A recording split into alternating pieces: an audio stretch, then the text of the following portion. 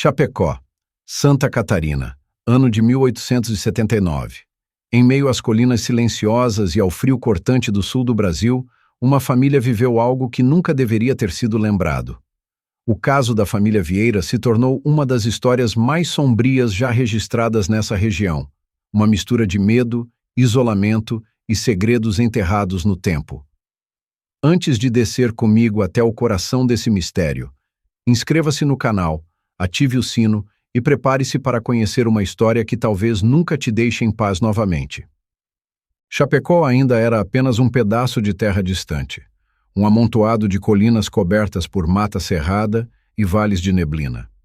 O vento trazia o cheiro da terra úmida, e o som distante do rio parecia um sussurro constante vindo do interior do mato. Naquele isolamento, Jonas Vieira construíra sua vida, e talvez também sua perdição. Jonas era um homem de poucas palavras e muitos silêncios. Dizia-se que havia fugido do oeste paulista depois de uma disputa de terra sangrenta, mas ninguém sabia ao certo o que era verdade. Ao lado da esposa, Maria, e dos dois filhos, Paulo, de 13 anos, e José, de 9, fixou-se em uma pequena propriedade próxima a uma colina que os antigos tropeiros chamavam de Morro do Eco. O nome viera de um som estranho que ecoava à noite, como se o vento devolvesse as vozes humanas distorcidas. A família trabalhava de sol a sol.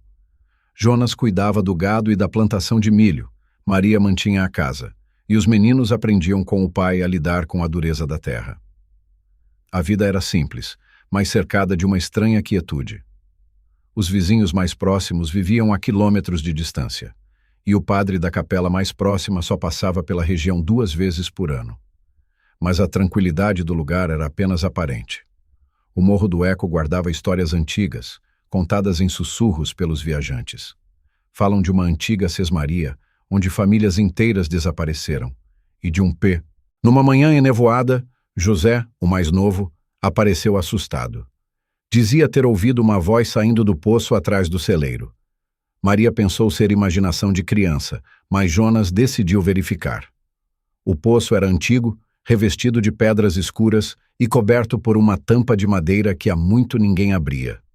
Quando Jonas removeu a tampa, o cheiro de umidade e mofo subiu pesado. Ele baixou um balde com a corda. A água estava parada, escura. Nada de anormal. Mas ao recolher o balde, ouviu um som abafado, algo entre um gemido e um suspiro, vindo das profundezas. Pensou ser o eco do balde batendo nas paredes e fechou o poço novamente. Naquela noite, Maria acordou com o barulho do vento entrando pelas frestas. Ao olhar pela janela, viu o poço coberto por uma névoa baixa e jurou ter visto uma sombra próxima à borda. No dia seguinte, encontrou marcas pequenas de pés descalços no barro, como de uma criança, indo do poço até a porta dos fundos. Jonas não acreditou. Mandou que ela não falasse mais sobre aquilo, especialmente na frente dos meninos. Mas o silêncio não deteve o que vinha se aproximando. Com o passar das semanas, José começou a mudar. Tornou-se quieto, distante.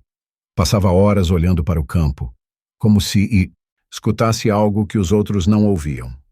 Maria começou a notar que o menino sussurrava sozinho durante a noite, repetindo palavras que ela não reconhecia. Paulo, o mais velho, tentava proteger o irmão, mas também sentia algo estranho. Dizia que o poço falava com José e que o chamava pelo nome. Jonas, irritado, resolveu tapar o poço de uma vez por todas. Juntou pedras e entulhos e fechou a boca escura que parecia respirar no fundo do quintal. Mas naquela mesma noite, um som ecoou pela casa. Um estalo forte, como de madeira se quebrando. Quando foram ver, a tampa havia sido deslocada, as pedras movidas. José dormia, mas seu corpo estava coberto de terra úmida, como se tivesse cavado com as próprias mãos. Jonas começou a perder o sono. Passou a ouvir passos no pátio durante a madrugada, mesmo quando todos dormiam. E sempre, antes do amanhecer, o galo cantava 2 vezes, e o vento trazia um som que lembrava vozes murmurando no mato. Jonas procurou ajuda. Foi até um antigo tropeiro que morava isolado nas margens do rio. O homem, já velho, disse que o Morro do Eco era amaldiçoado. Contou que, muito antes dos Vieira chegarem, uma família de colonos havia desaparecido ali. Segundo a lenda, o patriarca havia cavado um poço para esconder algo, ouro ou talvez um corpo. O poço fora condenado, e quem o abrisse chamaria o que dormia embaixo. Jonas não acreditava em maldição, mas algo em seu olhar denunciava o medo. Voltou para casa e encontrou Maria com febre alta, murmurando nomes que ele não conhecia. José estava deitado ao lado dela, com os olhos abertos, fixos no teto. Naquela noite, o menino levantou-se e saiu pela porta sem emitir som algum. Paulo tentou acordar o pai, mas Jonas dormia profundamente, como sob algum encanto. Maria, ainda febril, apenas murmurava: "Não o siga, não o siga." Mas Paulo seguiu. Encontrou o irmão diante do poço. A tampa estava aberta, o ar frio subia em espirais. José olhava para dentro, completamente imóvel. Então, lentamente, começou a descer pela corda. Paulo gritou, correu, tentou segurar a corda, mas ela estava gelada, coberta de algo viscoso. O som que veio de dentro do poço não era humano. Quando o dia amanheceu, Jonas acordou sem lembrar de nada. Encontrou o poço aberto e o filho mais velho ajoelhado ao lado, mudo, em choque. José havia desaparecido. Durante dias, Jonas e Paulo procuraram por ele. Nenhum vestígio. A água do poço estava limpa, calma demais. Maria piorou e morreu 2 semanas depois, sem jamais recobrar a lucidez. Paulo cresceu calado. Anos depois, já homem, revelou a alguém o que vira naquela madrugada. Mas o relato nunca foi registrado oficialmente. Dizia que, ao olhar dentro do poço, José não caíra. Ele fora recebido por algo que o esperava, e que, ao subir o olhar, viu o próprio reflexo. Mas não era ele. Era outro rosto, idêntico, sorrindo. Jonas morreu pouco tempo depois, encontrado próximo ao celeiro, com o rosto voltado para o poço, como se tivesse ouvido alguém chamá-lo. Décadas mais tarde, em 1937, trabalhadores que abriram caminho na região encontraram restos de madeira e pedra no que acreditavam ser a antiga propriedade dos Vieira. Ao escavar, descobriram o poço, agora completamente seco. Dentro havia fragmentos de ossos humanos e pequenas correntes enferrujadas. O mais curioso era o achado de uma tábua gravada com inscrições simples: "Enquanto houver quem escute, ele voltará." Moradores antigos dizem que, em noites de vento forte, o som que vem das colinas ainda parece um murmúrio humano. Alguns juram ouvir uma voz infantil chamando por alguém chamado Paulo. E, estranhamente, registros paroquiais mostram que um homem de nome Paulo Vieira deixou descendentes na região, todos conhecidos por um mesmo traço peculiar: olhos muito claros e uma tendência inexplicável ao silêncio. Hoje, o lugar onde ficava a fazenda dos Vieira é apenas um campo aberto. Nada resta além de algumas pedras cobertas de musgo. Mas às vezes, no meio da neblina, viajantes afirmam ver a figura de uma criança parada ao lado de um poço invisível, olhando fixamente para quem passa. E quem ousa encarar por tempo demais, jura ouvir o eco de uma voz no fundo da mente. Uma voz antiga, calma, que apenas repete: "Escute. Agora é você que me chama." Os anos que se seguiram ao desaparecimento da família Vieira transformaram o velho terreno num espaço de esquecimento. O mato cobriu o que restava da casa, e o poço, novamente soterrado, desapareceu sob o peso do tempo. Mas o silêncio do lugar nunca foi natural, e quem passava pelas redondezas sentia, sem entender, que algo ainda permanecia ali. Na década de 1930, quando os primeiros colonos italianos começaram a ocupar a região, alguns registros mencionam um terreno que ninguém queria. Diziam que o gado evitava pastar ali e que nas noites frias o ar parecia vibrar com um murmúrio distante. O topógrafo responsável pela medição da área anotou algo curioso em seu diário. "O som do vento, aqui, parece conter vozes." Entre os colonos, corria a história de um menino de olhos claros que aparecia ao entardecer, parado na beira do campo, observando em silêncio os trabalhadores. Quando tentavam se aproximar, ele desaparecia. E mais estranho ainda, o vento parava completamente por alguns segundos, deixando o ambiente sem som algum. Foi um padre jesuíta, enviado de Joaçaba, quem decidiu investigar os rumores. O homem registrou suas impressões num pequeno caderno que hoje se encontra guardado nos arquivos da Cúria. Aqui há uma ausência que pesa mais do que a presença. A terra parece guardar lembrança de uma voz que insiste em ser ouvida. Por volta de 1945, um homem chamado Elias Vieira, bisneto de Jonas, segundo alguns registros paroquiais, comprou parte das terras antigas. Diziam que não sabia da história do poço. Outros afirmavam que sabia, e que o motivo de ter voltado era justamente esse. Elias era um sujeito reservado, trabalhador, mas com uma curiosa fixação pela água. Mandou abrir 3 poços novos, apesar da abundância de nascentes próximas.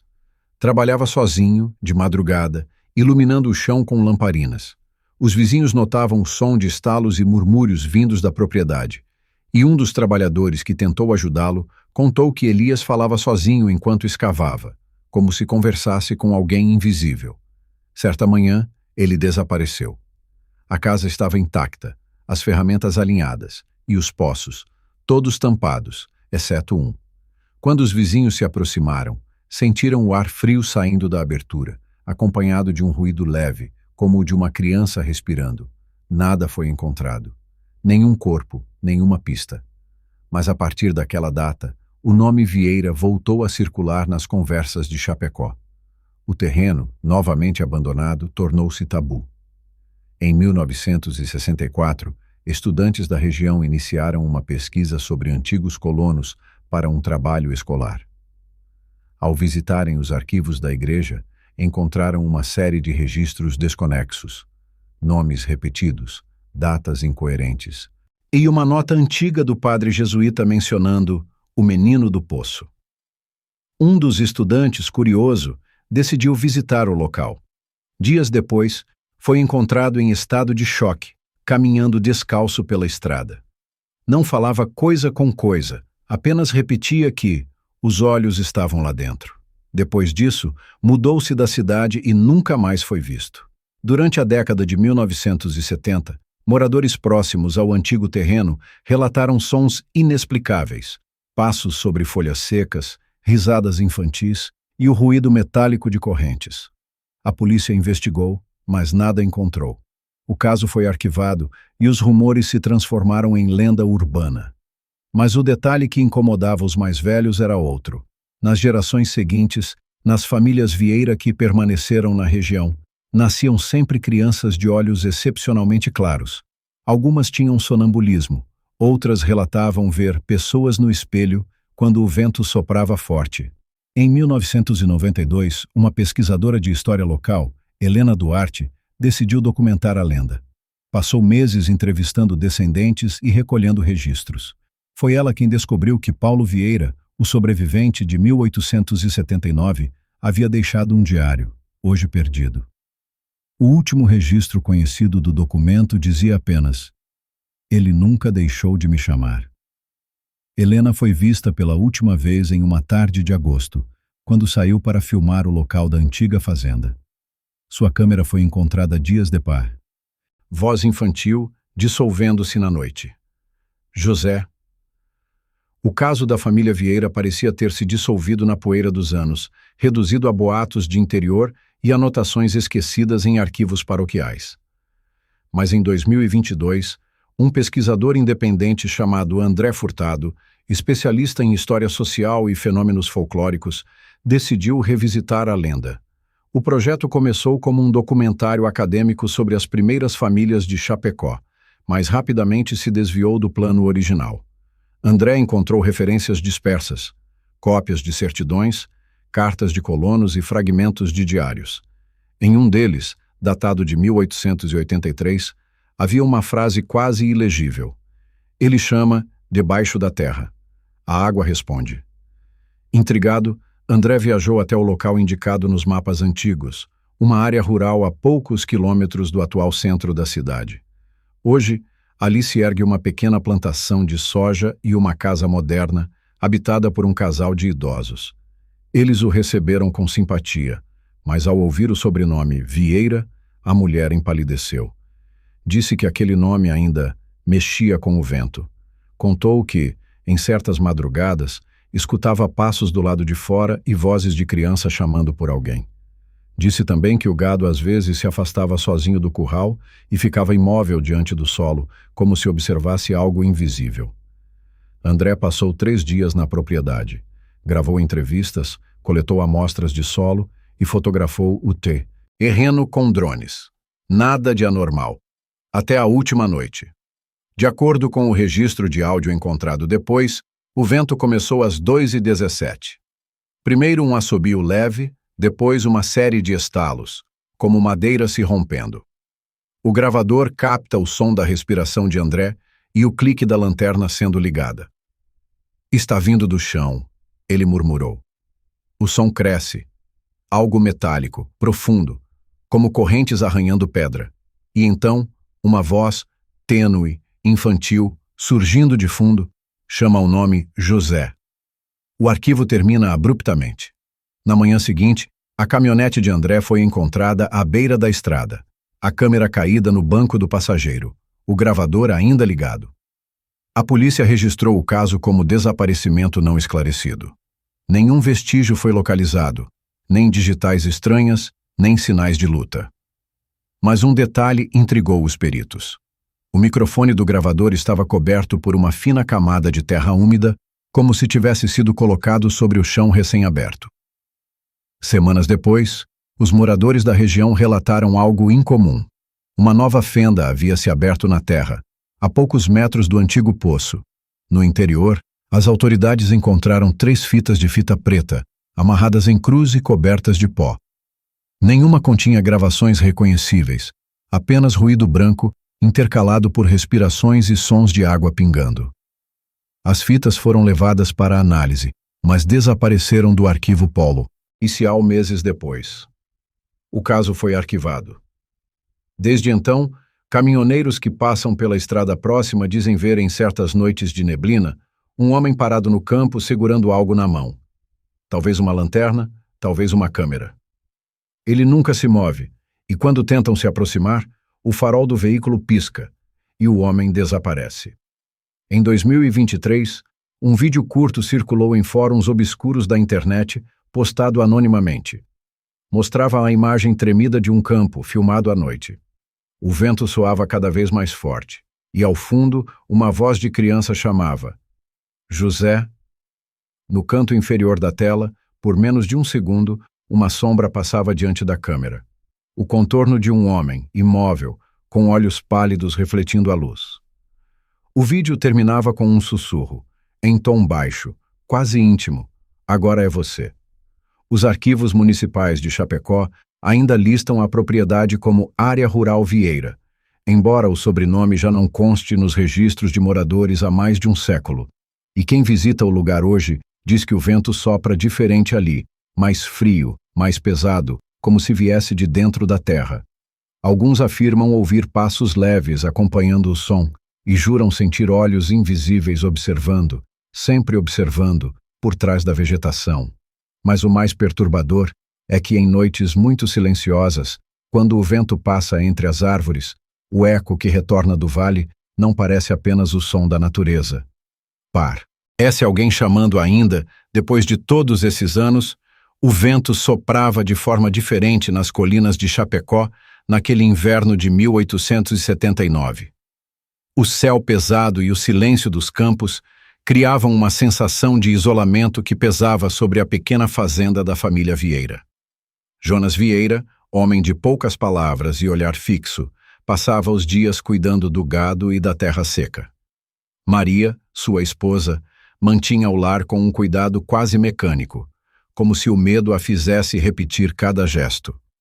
Os filhos, Paulo e José, corriam entre os pinheiros, ainda alheios à tensão que se acumulava dentro da casa. A família vivia afastada, distante das outras propriedades, cercada por uma mata que parecia observar. Jonas evitava falar sobre o motivo que o fez escolher aquele terreno. Dizia que a água ali tinha força e que o poço que construíra era diferente dos outros. Chamava-o de o coração da terra. À noite, quando o vento cruzava o vale, O som que vinha do fundo do poço não se parecia com o da água. Parecia mais profundo, como uma respiração lenta, antiga e viva. Certo dia, José, o mais novo, aproximou-se da borda e jogou uma pedra. Esperou o som do impacto, mas o silêncio devolvido soou mais denso que o esperado. Depois disso, começou a acordar no meio da noite, molhado de suor, dizendo que sonhava com algo chamando seu nome dentro da terra. Maria percebeu a mudança nos olhos do filho. O menino antes, alegre, passou a andar calado, observando o chão como se escutasse algo que ninguém mais ouvia. Paulo tentava distraí-lo, mas também começou a sentir que havia algo estranho no ar. Os dias se tornaram mais pesados, o vento mais frio, e a sensação de que alguém rondava a casa se tornou constante. Jonas dizia que era imaginação, mas sua voz tremia cada vez que o poço era mencionado. Uma noite, José desapareceu. A porta estava entreaberta e o vento entrava pela fresta com força, espalhando as brasas do fogão. Paulo encontrou as pegadas do irmão indo em direção ao poço, mas logo elas sumiam na lama. O som do vento naquela madrugada foi diferente. Não parecia natural, como se viesse de dentro da terra, atravessando o solo até alcançar a casa. Maria chorou sem emitir som, e Jonas, pálido, permaneceu parado diante do poço, incapaz de olhar para dentro. Nos dias seguintes, ele mandou cobrir a abertura com tábuas e pedras, selando o local. Depois disso, nunca mais foi o mesmo. Trabalhava em silêncio, o olhar sempre voltado para o chão. Maria adoeceu lentamente. O corpo enfraqueceu, mas os olhos pareciam continuar buscando algo que não estava mais ali. Paulo cresceu carregando o peso daquele vazio. Quando os vizinhos foram à fazenda meses depois, encontraram tudo abandonado. Nenhum sinal da família.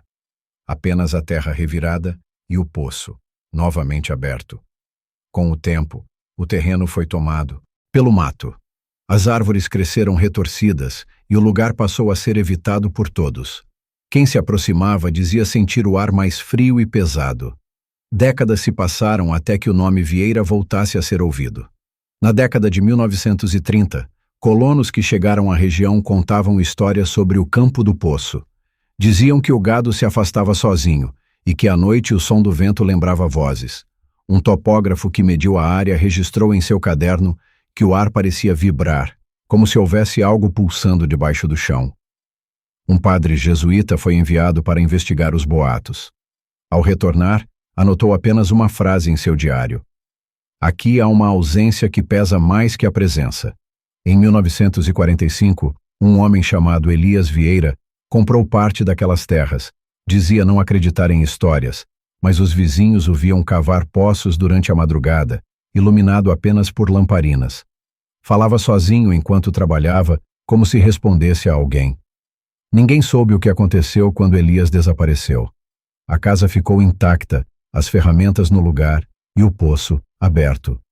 Um frio constante saía da abertura, como o sopro de algo que esperava apurar. O caso nunca foi explicado, e o terreno voltou ao abandono. Com o passar dos anos, nasceram outras gerações dos Vieira. Algumas crianças tinham olhos excepcionalmente claros e crises de sonambulismo. Falavam com pessoas que ninguém via. Em certos momentos, acordavam chorando, dizendo ter ouvido o nome José sussurrado no escuro. Nos anos 1960, estudantes de história registraram o caso como lenda local. Um deles, ao visitar o terreno, foi encontrado dias depois andando descalço pela estrada. Dizia apenas que os olhos estavam lá dentro. Nunca mais voltou a falar sobre o assunto. O tempo apagou quase tudo. Só o vento continuava igual. O mesmo som, a mesma respiração subterrânea, o mesmo frio que fazia o coração acelerar. Em 1992, a pesquisadora Helena Duarte decidiu registrar a história da família. Encontrou fragmentos de diários e registros paroquiais, incluindo uma nota escrita por Paulo Vieira, o filho mais velho. Ele nunca deixou de me chamar. Helena foi até o local. Gravou imagens e relatou a sensação de que alguém a observava. Sua câmera foi achada dias depois. As últimas imagens mostravam o campo vazio e o som do vento crescendo até parecer humano. Antes de a fita terminar, uma voz baixa murmurava algo quase imperceptível. Agora é você. Atualmente, o local onde ficava a antiga fazenda é um campo aberto, coberto por pastagens. Crianças brincam sobre o que chamam de Campo do Poço, sem conhecer a história. Moradores dizem que, em certas madrugadas, o vento muda de direção de forma brusca. Os mais antigos afirmam ver uma figura imóvel, observando o chão, parada no mesmo ponto onde o poço existiu. Ninguém se aproxima. O ar se torna frio demais e o silêncio pesado demais. Nos arquivos da igreja de Chapecó há uma anotação recente, datada de 2013. Missa pelos mortos do poço. Solicitada por homem de olhos muito claros. Nenhum nome foi registrado. Em 2022, o pesquisador André Furtado, especialista em história e folclore, decidiu investigar o mito. Encontrou registros, relatos antigos e uma carta com a frase: "Ele chama debaixo da terra, a água responde." André viajou até o terreno e foi recebido por um casal de idosos. A mulher, ao ouvir o sobrenome Vieira, perdeu a cor. Disse que o vento naquele lugar tinha voz própria e que às vezes parecia respirar. Nos 3 dias seguintes, André registrou o campo, coletou amostras e deixou gravadores ligados durante a noite. Tudo parecia normal até a madrugada final. O vento aumentou de forma repentina. As gravações captaram ruídos estranhos, semelhantes a correntes arranhando pedra, seguidos por uma voz infantil chamando o nome José. Na manhã seguinte, André havia desaparecido. Sua caminhonete foi encontrada intacta, com a câmera e o gravador ainda ligados. O microfone estava coberto por uma fina camada de terra úmida, como se tivesse sido deixado no chão recém-aberto. Semanas depois, uma nova fenda surgiu próxima ao antigo poço. Dentro dela foram encontradas 3 fitas pretas, cobertas de poeira. O som nelas era apenas ruído branco, interca, lado por respirações e gotas caindo. O material foi recolhido, mas desapareceu dos arquivos. Motoristas que passam pela estrada afirmam ver, em noites de neblina, um homem parado no campo, imóvel, segurando algo que brilha sob a lua. Quando se aproximam, o farol pisca e a figura some. Em 2023, um vídeo anônimo surgiu em fóruns da internet. Mostrava o campo filmado à noite, o vento rugindo e, ao fundo, a mesma voz infantil chamando José. No último segundo, uma sombra atravessava a lente. 2 olhos claros refletiam a luz, e uma voz, quase um sussurro, dizia: "Agora é você." O vídeo foi deletado horas depois, mas continua a circular em cópias sem origem conhecida. Hoje, a antiga terra da família Vieira continua isolada. Quem se aventura por lá diz que o vento nunca é apenas vento. Há um ritmo nele, um padrão, quase uma respiração. Alguns afirmam que o poço ainda existe, escondido sob camadas de terra e tempo. Outros dizem que ele jamais foi real, que o verdadeiro poço sempre esteve nas pessoas, no sangue, na lembrança que nunca morre.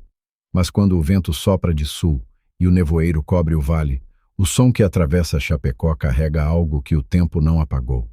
É leve, quase imperceptível, mas quem o ouve sente o corpo inteiro gelar, porque o som não é apenas o vento, é um nome repetido há mais de um século, sussurrado pela própria terra: José. E logo depois, o silêncio responde. Relatos compilados a partir de arquivos históricos, testemunhos orais e registros dispersos. Nenhuma prova definitiva foi encontrada. Mas o vento, dizem, ainda conta a história.